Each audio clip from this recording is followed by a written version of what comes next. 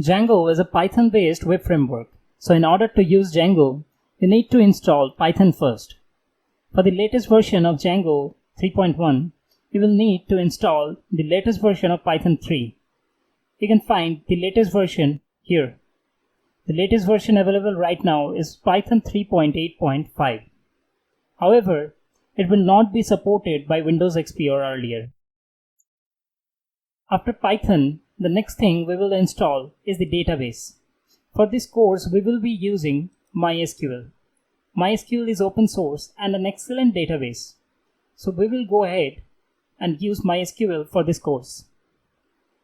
After that, the next utility that we can use is MySQL Workbench.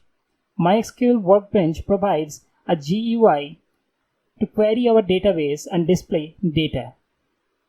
And finally, for the IDE part, I will suggest you to use Visual Studio Code. It's open source, lightweight, and very easy to start with. However, you can use any editor of your choice. So install these things first before you dive into the course.